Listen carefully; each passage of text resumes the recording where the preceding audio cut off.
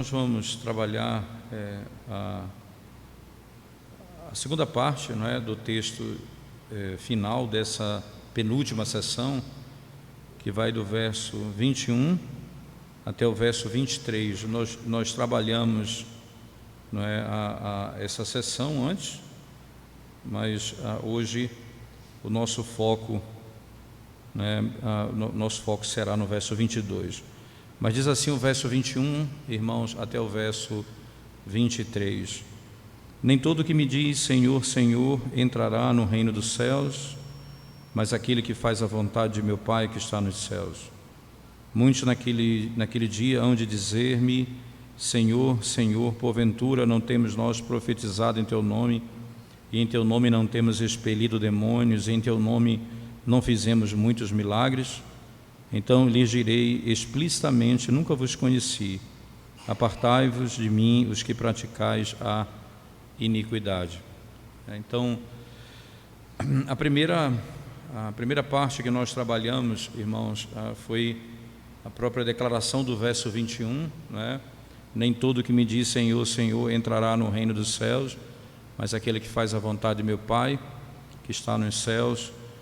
E hoje nós vamos trabalhar a prova dessa realidade. O Senhor declara que nem todos que invocam, ou melhor, nem todos aqueles que dizem Senhor, Senhor, entrarão no reino dos céus. Esses descritos pelo Senhor Jesus Cristo são agora exemplificados. Agora Ele vai mostrar como isso acontece, como isso pode acontecer, não é? E é bom lembrar um pouquinho antes também, irmãos, que nós trabalhamos que os falsos profetas, eles atuam na tentativa de conduzir as pessoas para a apostasia, não é? Então o fundamento da nossa redenção é baseado no fato de que há uma verdadeira fé em Cristo, verdadeiro arrependimento e uma nova obediência. Acontece que quando nós nos deslocamos desses princípios básicos, fé, arrependimento e nova obediência, e nós nos deparamos apenas com aspectos externos, nós podemos ser enganados por nós mesmos e naquele último dia sermos declarados pelo Senhor como iníquos ou ímpios, porque de fato não conhecemos a Deus. Então o verso 22 e 23, e aqui o foco nosso hoje será especificamente no 22, porque no 23 nós vamos trabalhar na declaração de juízo do Senhor. Então o 22 diz assim: muitos naquele dia hão de dizer-me, Senhor, Senhor, porventura não temos nós profetizado em Teu nome, e em Teu nome não expelimos demônios, e em Teu nome não fizemos muitos milagres, e em Teu nome não fizemos muitos milagres, não é?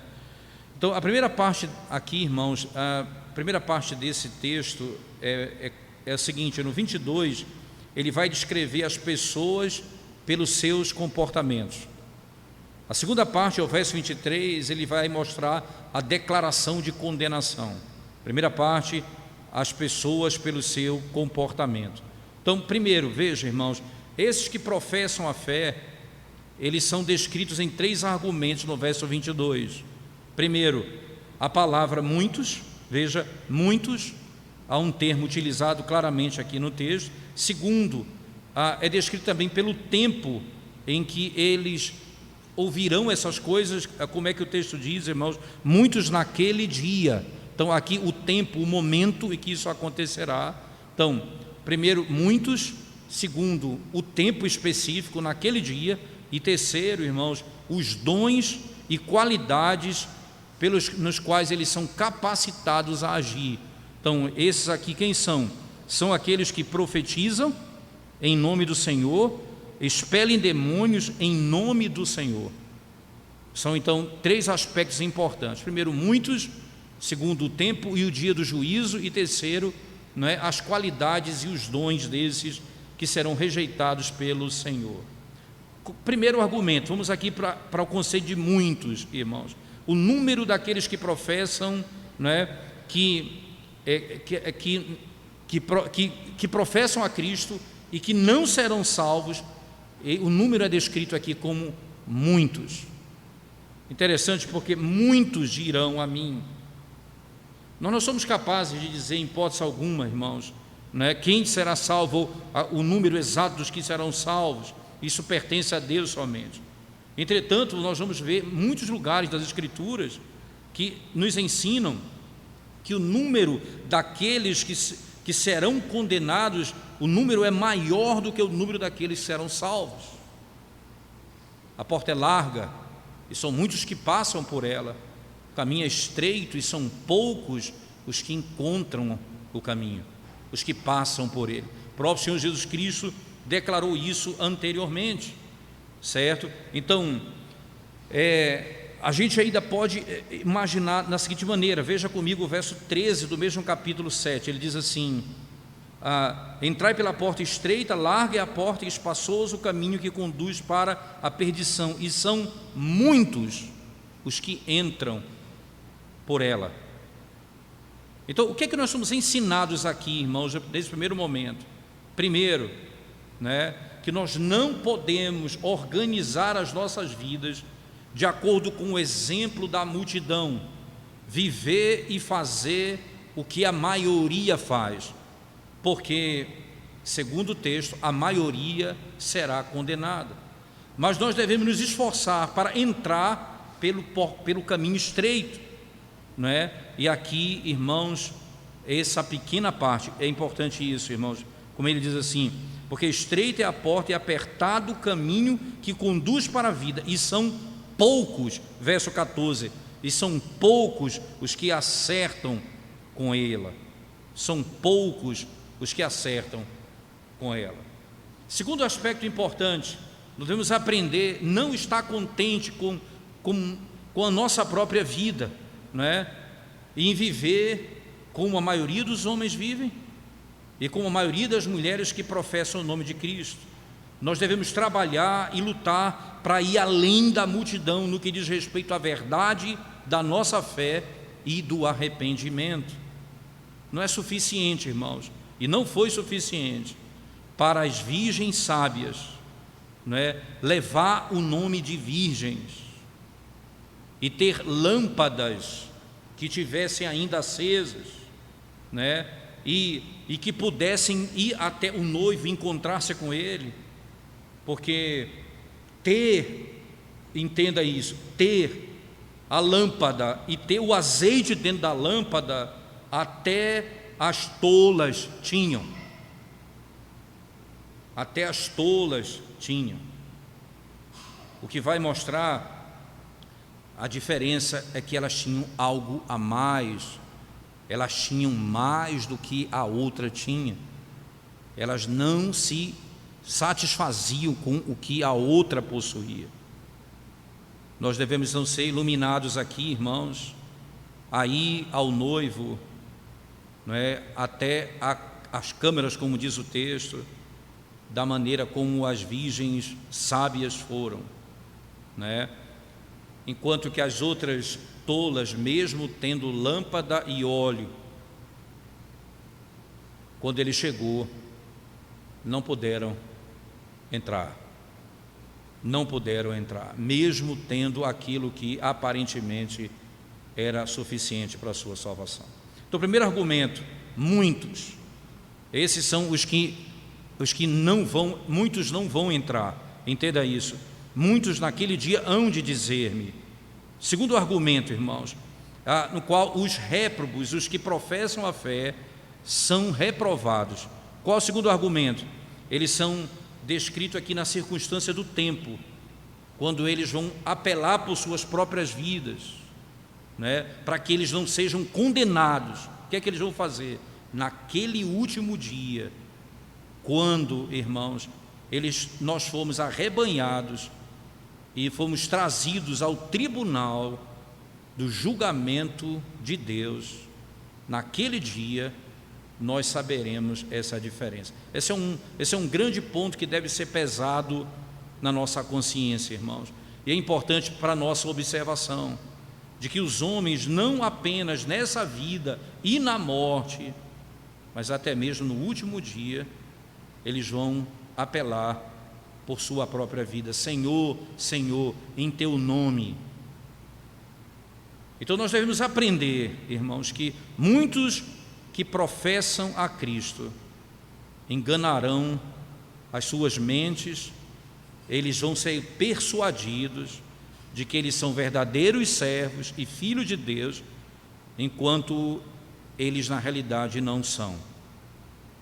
O último dia, irmão, o último dia, eles receberão a sentença de condenação. Como isso deve ser pesado na nossa mente, irmãos?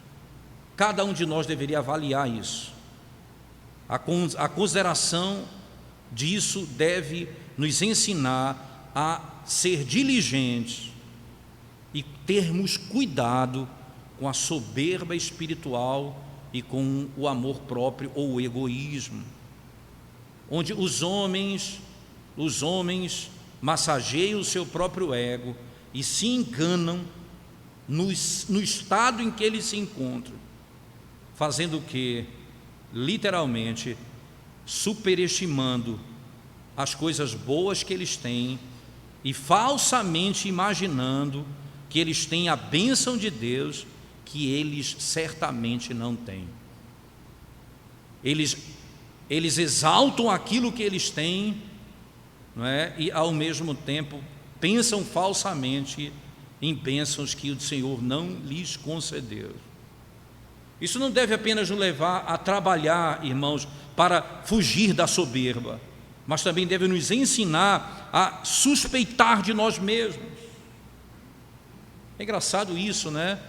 Pensar o pior de nós mesmos, julgar a nós mesmos severamente no que diz respeito à incredulidade e o vazio do coração. Porque se nós analisarmos isso constantemente, poderemos escapar do juízo, da condenação naquele dia, qual Cristo pronunciará contra muitos que pensam que são servos e de fato não são. Observe além disso o que Cristo diz, irmãos. Naquele dia, Ele aponta para um dia, o dia do juízo, o dia mais terrível, e diz: eles virão a mim. Um verso vai dizer no 22: muitos naquele dia hão de dizer-me, Senhor, Senhor. Muitos naquele dia. Ele claramente mostra, irmãos, que Jesus, que Ele é o juiz de todo o mundo naquele dia, e aponta também para que só eles apelam apenas a Ele por suas próprias vidas. Então, primeiro, Ele é o juiz de todo o mundo e que nós vamos apenas apelar a Ele naquele dia. Ele nos dá a entender que Ele é Deus verdadeiro, que conhece, irmãos, não apenas o que nós falamos, mas as nossas ações, os pensamentos secretos e a imaginação de todos os homens que existem, dos homens que existiram, que existem, que vão existir até o fim do mundo. Ele conhece tudo. Nós vamos falar as coisas e Ele vai dizer a verdade. Senhor, Senhor, em Teu nome nós fizemos isso. Então nós vamos declarar o que nós queremos dizer que somos, e Ele vai dizer exatamente o que somos. Ele vai olhar para a gente e dizer isso. Essas coisas consideradas corretamente devem ao mesmo tempo animar o nosso coração, e especialmente aquilo que o apóstolo Paulo disse, irmãos. Na segunda carta de Paulo aos Coríntios, capítulo 5, por favor, versículo 11, o apóstolo Paulo diz assim: e assim, conhecendo o temor do Senhor, persuadimos os homens e somos cabalmente conhecidos por Deus, e espero que também a vossa consciência nos reconheça. E assim, conhecendo o temor do Senhor. Significa, irmãos, que não é apenas no julgamento, mas também no coração, nas afeições, nós devemos ser persuadidos do terrível temor daquele dia. E não devemos nos contentarmos com o dom do conhecimento, e contentarmos com uma profissão de fé externa, mas trabalharmos, irmãos, para termos sinceridade de fé, verdadeiro arrependimento e uma nova obediência, tanto no coração quanto na vida. Lembra que na exposição de Timóteo, domingo retrasado, nós trabalhamos com os irmãos a preocupação de Paulo com a sua consciência.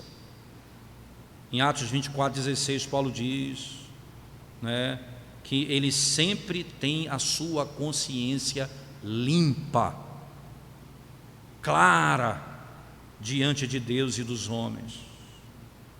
Essa é uma das maiores necessidades que nós temos, irmãos, porque essas, sem dúvidas, são uma das coisas mais sérias, porque essas são a nossa ignorância e a incredulidade, que nós olhamos com pouca importância para aquele dia.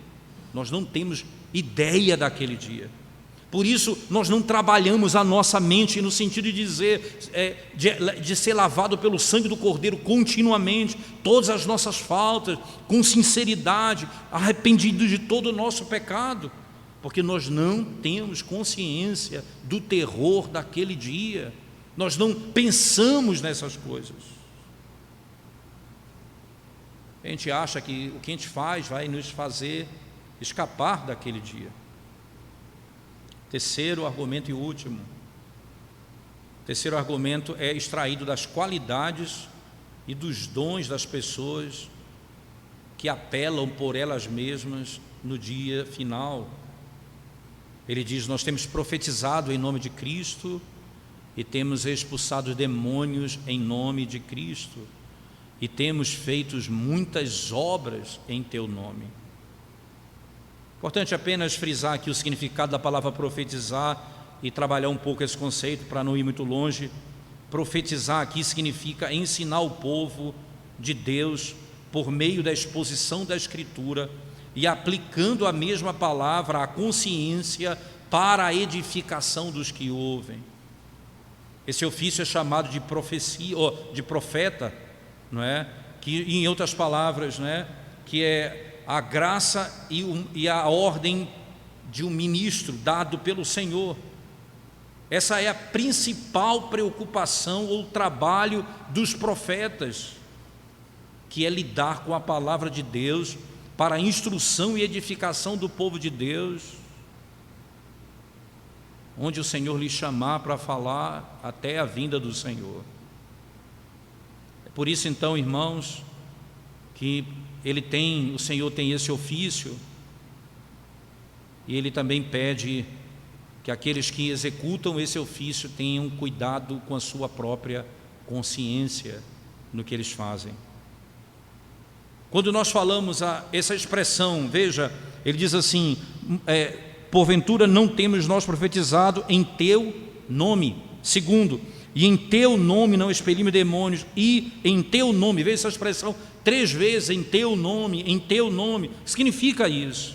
O nome de Cristo aqui, irmão, significa 2 coisas. Primeiro, Ele é quem aponta e ordena. Veja, eles são chamados por Cristo. O Senhor Jesus é o cabeça da igreja. Então, os homens que pregam a palavra de Deus, sendo chamados, irmãos, para ensinar e pregar o nome de Cristo àqueles a quem o Senhor ordenou de fato, e a igreja literalmente chama fielmente.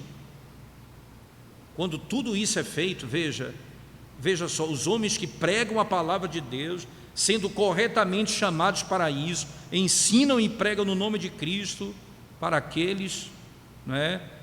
Para aqueles a quem a igreja chama fielmente. Cristo Jesus mesmo é quem convoca, e eles pregam no nome dele, isto é, em virtude do nome dele, eles são representantes de Cristo. É por isso que todo ofício, a pregação da palavra, irmãos, todos que são chamados para esse fim são representantes de Cristo na pregação. Segundo, significa que pregar é pregar no lugar de Cristo. pregar o que Cristo pregaria e falou na sua palavra, e da maneira que ele também usaria. Paulo diz: nós somos embaixadores por Cristo. Nós somos embaixadores por Cristo. Na segunda carta, ainda no capítulo 5, verso 20, Paulo diz: de sorte que somos embaixadores em nome de Cristo. 2 Coríntios 5, 20, como se Deus exortasse por nosso intermédio. Em nome de Cristo, pois, rogamos que vos reconcilieis com Deus. Veja que detalhe interessante, de sorte que somos embaixadores em nome de Cristo. Aí Paulo acrescenta: como se Deus exortasse por nosso intermédio. Veja, é o próprio Deus exortando por nosso intermédio. Aí ele continua: não, ainda, por nossa, em nome de Cristo, pois rogamos que vos reconcilieis com Deus. E Paulo então acrescenta o detalhe. É diferente isso, irmãos. Veja, os senhores, eles podem ensinar os seus servos, os pais, eles podem ensinar os seus filhos, e um irmão pode ensinar a outro irmão, mas todos esses diferem do ensino do ministério da palavra, porque esse é chamado por Cristo e no lugar de Cristo, como Paulo descreve aqui na Escritura. O mestre ensina não por virtude de Cristo, mas porque ele tem o direito de fazê-lo. O pai e a mãe, especialmente o pai, ele ensina por virtude do quê, irmãos? Da paternidade. O ser pai lhe dá autoridade para isso. Um amigo, ele ensina por virtude do amor, da caridade, da bondade, ele ensina a outro. Isso mostra a dignidade da vocação de um ministro e o peso desse ofício. Nem o mestre, nem um pai ou aquele que professa ordinariamente tem um chamado como esse especificamente. Outro detalhe importante, no verso ainda, irmãos, ele expulsa demônios. Veja no verso 22, em teu nome expelimos demônios, e em teu nome fazemos muitos milagres. Veja só, aqui expulsamos demônios, né? E aqui claramente ele inclui a ideia dos milagres. Nós também realizamos milagres. Então a primeira pergunta é: o que é milagre? Essa é uma pergunta importante. O que significa milagre? O milagre não é apenas, irmãos, uma obra estranha feita, mas é tal obra como ela é acima, ou está acima da força de todas as criaturas e além do poder da natureza criada. É feito pelo poder de Deus, pelo próprio Deus, imediatamente, que está literalmente acima da força de todas as criaturas. Como o Senhor ordenou lá em Josué, dizendo para que o sol ficasse onde estava, e ficou. Essa é o poder de Deus. Isso é milagre. Segundo, o Senhor somente é o autor do milagre. Veja, quem é o autor do milagre? Aquele que criou os céus e a terra. Davi, no Salmo 86, verso 10, diz assim: tu és grande e faz coisas maravilhosas. Tu és Deus somente, só tu és Deus. Salmo 86, 10. Tu és grande e fazes maravilhas, só tu és Deus. Nenhum anjo, nem outra criatura nos céus ou na terra, irmãos, é capaz de operar milagre. Como então você pode dizer, como é que então as pessoas dizem que fazem milagres? Eles fazem milagres. William Perkins diz: não como autores, mas como instrumentos e ministros a quem o Senhor usou para operar o que Ele quis. Porque os homens operam milagres pela fé, irmãos. Isso da seguinte maneira: Primeiro, eles recebem um instinto e um movimento interno de que Deus vai usá-los como instrumentos na operação do milagre.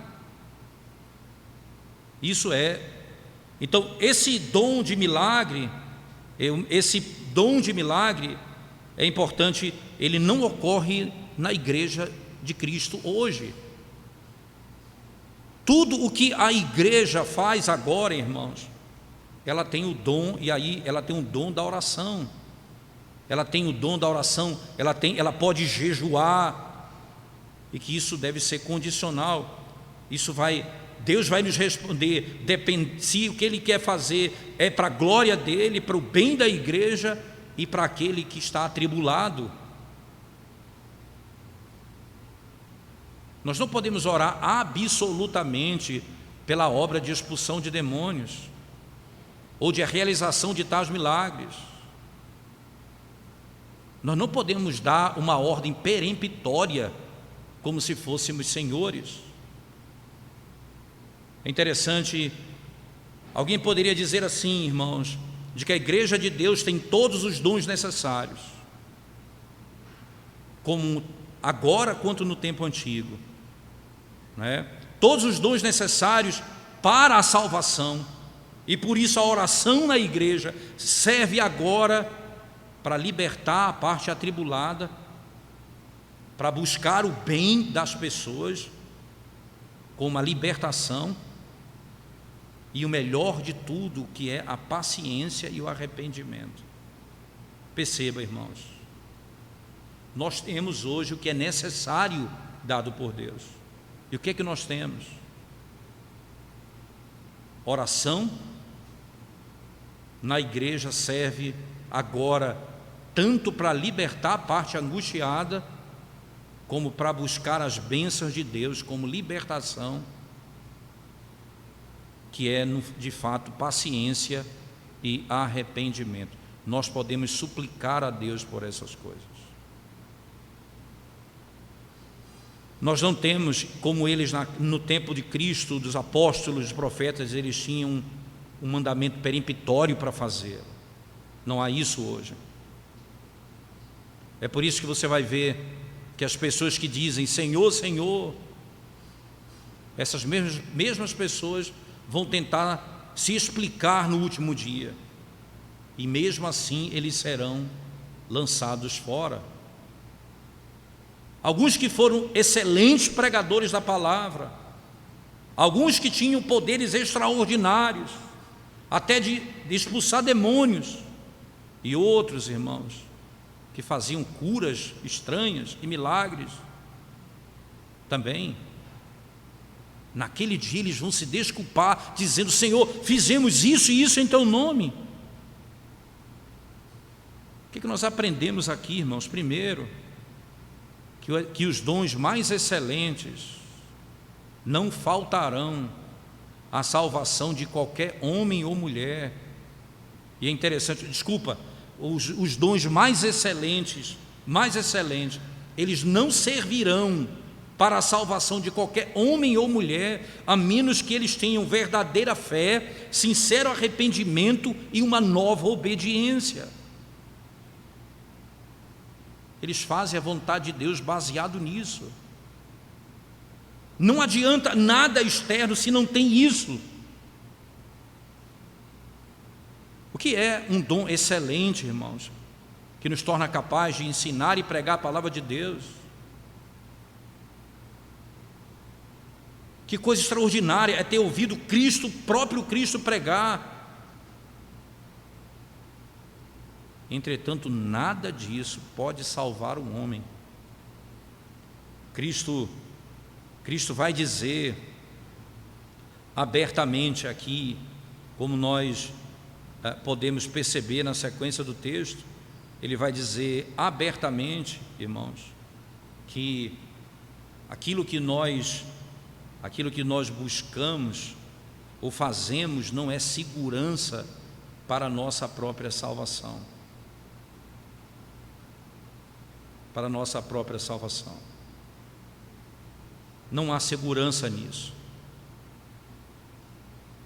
A apologia da pregação não fará ao homem nenhum bem. Eu preguei. O privilégio de comer e beber com Cristo e o de ouvi-lo ensinando nas estradas, no caminho, não servirão de nada. Jesus dirá: nunca vos conheci.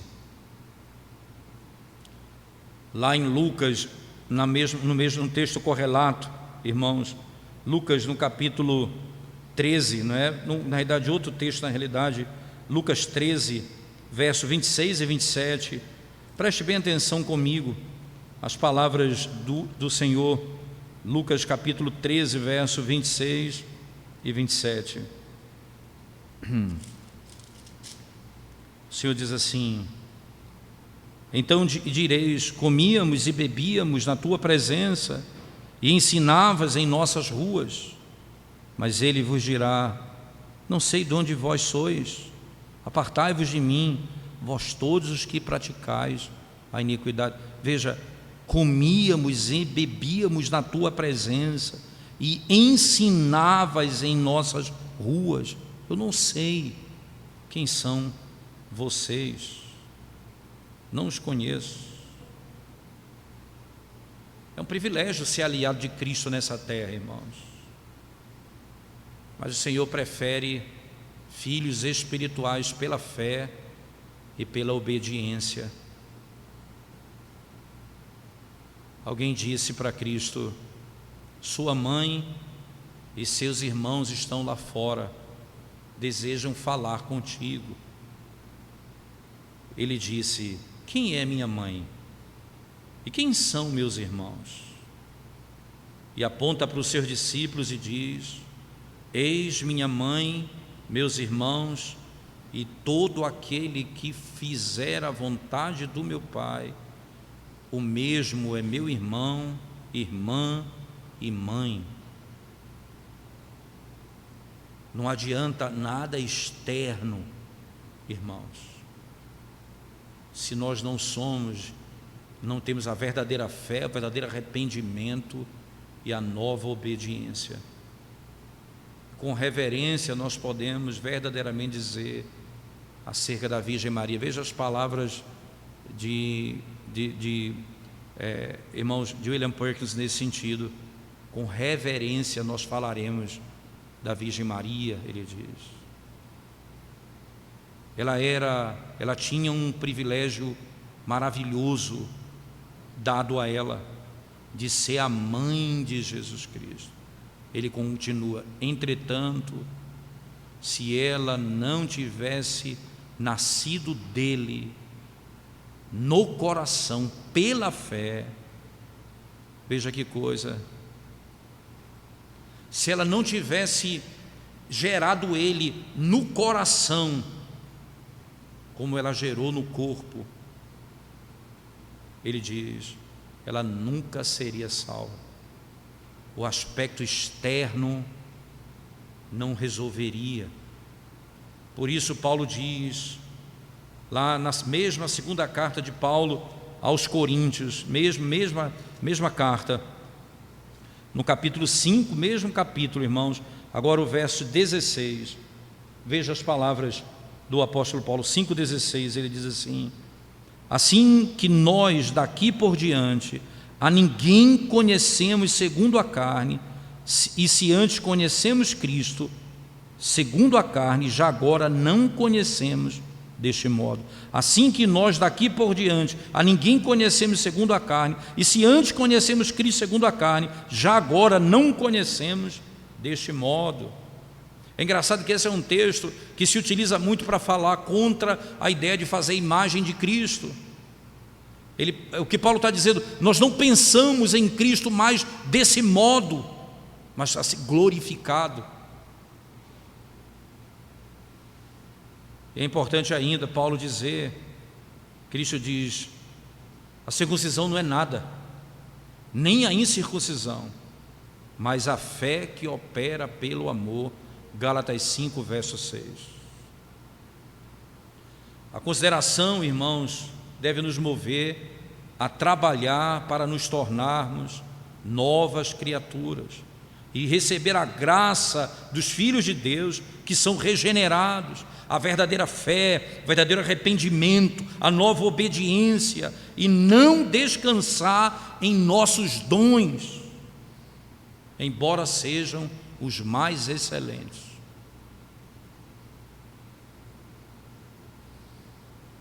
Veja, você pode ter grande conhecimento, irmão. Você pode ter coisas excelentes, como memória, linguagem, mas você deve aprender mais do que qualquer coisa a não ser ensoberbecido com elas. 1 Coríntios 8:11. Porque sem arrependimento em um coração que crê, todos os dons, irmãos, nunca nos salvarão. Nunca. Segundo aspecto importante ainda, note aqui que muitos pregadores notáveis, que notavelmente lidam com as Escrituras para a conversão dos outros, serão condenados, como talvez os que ajudaram Noé na construção da arca e foram afogados com o dilúvio. Consideração que deve ensinar todos os ministros, irmãos da palavra, de acordo com o conselho do apóstolo, é isso. Primeiro, preste atenção, tome cuidado. Paulo escrevendo aqui, lá em Atos, no capítulo 20, verso 28, um texto bem conhecido, mas preste bem atenção nesse texto comigo, irmãos. Atos 20, verso 28, Paulo diz assim: atendei por vós e por todo o rebanho sobre o qual o Espírito Santo vos constituiu bispos para pastoreardes a igreja de Deus, a qual ele comprou com seu próprio sangue. Veja o detalhe: atendei por vós e por todo o rebanho de Deus. Veja o que ele diz. A primeira coisa, atendei por vós mesmos. Paulo escreve a Timóteo: cuida de ti mesmo e da sã doutrina. A primeira coisa é cuidado com tua alma. Não pensa apenas porque o Senhor te chamou para falar, para dizer isso, para ser um bom pregador da palavra, que isso vai ser suficiente. E Paulo alerta Timóteo: cuida de ti mesmo. E segundo, irmãos, ele vai dizer, nós devemos ser seguidores de Paulo na prática da mortificação. Ele batia, espancava o seu corpo e trazia o seu corpo à sujeição, para que, irmãos, aquilo que ele pregava aos outros, ele não fosse reprovado. Na primeira carta aos Coríntios, no capítulo 9, Paulo diz assim, 1 Coríntios 9, verso 27, essas são as palavras do apóstolo Paulo, irmãos. 9, 27 diz assim: mas esmurro o meu corpo e o reduzo à escravidão, para que, tendo pregado a outros, não vinha eu mesmo a ser desqualificado. Veja, isso era tão notório para Paulo, que ele fazia isso e instruía os outros a fazerem. Terceiro, o povo de Deus aqui também é ensinado a esse dever, irmãos. Esse julgamento que virá sobre os ministros da palavra, independente da sua pregação, e eles serão condenados por isso. O povo de Deus não deveria também descansar, não deveriam descansar simplesmente no exemplo dos seus ministros, mas deveriam, irmãos, de buscar a verdadeira doutrina da palavra de Deus e ir além. Sua vida e prática, ela deve ser literalmente seguir aquilo que a palavra diz, aquilo que a Escritura afirma, se está de acordo com a palavra, se o que os ministros fazem está de acordo com a Bíblia, se o que eles pregam está de acordo com a Bíblia. A palavra, ela é aquilo que Paulo diz assim, irmãos, verdadeira regra E nós devemos andar de acordo com essa regra. Paulo escreveu ainda: sede meus imitadores como eu sou de Cristo. Não imitem líderes que não imitam a Cristo. A imitação dos seus líderes tem que ser de acordo, na medida em quanto eles imitam o Evangelho de Cristo. E por último, irmãos, muitos operadores de milagres também serão condenados. Isso deve nos ensinar a não confiar neles, que nos trazem doutrinas que são confirmadas por milagres, porque a obra de milagres pode enganar a eles mesmos para a sua própria salvação, e pode também enganar, irmãos, aqueles que creem nelas. Cuidado,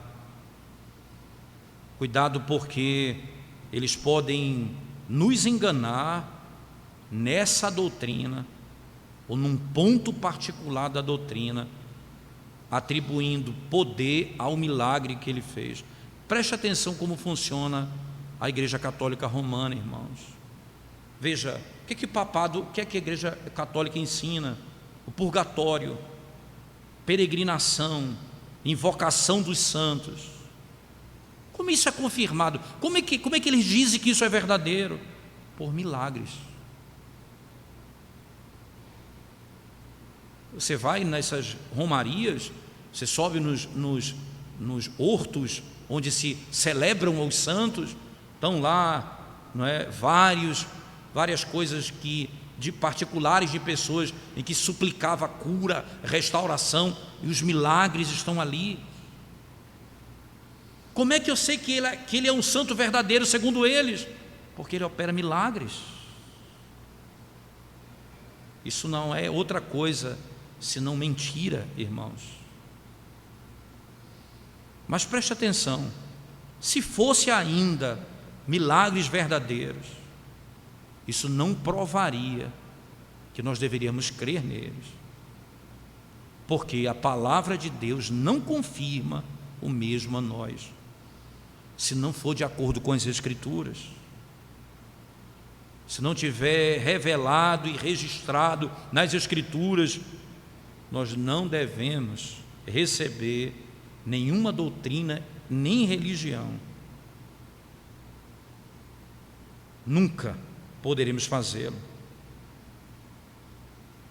porque a palavra de Deus não confirma a verdade, essa verdade a nós.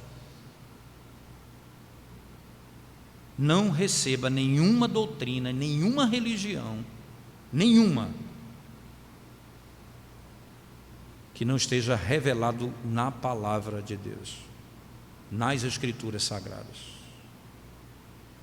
Não em milagres de pessoas, porque esses, naquele dia, dirão: em teu nome, em teu nome, em teu nome. O Senhor vai dizer: nunca vos conheci. Próxima quarta-feira, se Deus permitir, irmãos, nós vamos lidar com o verso 23 e vamos analisar a declaração de Cristo no verso 23, dizendo: então lhes direi explicitamente: nunca vos conheci, apartai-vos de mim os que praticais a iniquidade. Apartai-vos de mim os que praticais a iniquidade. Vamos orar ao Senhor mais uma vez, irmãos. Vamos orar. Obrigado, Santo Deus, pelo privilégio de podermos meditar na Tua Palavra e sermos desafiados, Senhor, a não confiarmos em nós mesmos, nem mesmo em aspectos externos da nossa vida, mas termos o nosso coração guardado por Ti, confiando somente em Cristo, crendo em Cristo verdadeiramente, arrependidos sinceramente dos nossos pecados, e assim, ó Deus, vivendo uma nova vida de obediência, com sinceridade de coração. É a nossa súplica, abençoa-nos. Carecemos de viver dessa maneira, para a glória do Senhor e para o nosso próprio bem. Em nome de Jesus nós oramos. Amém, Senhor Deus. Amém.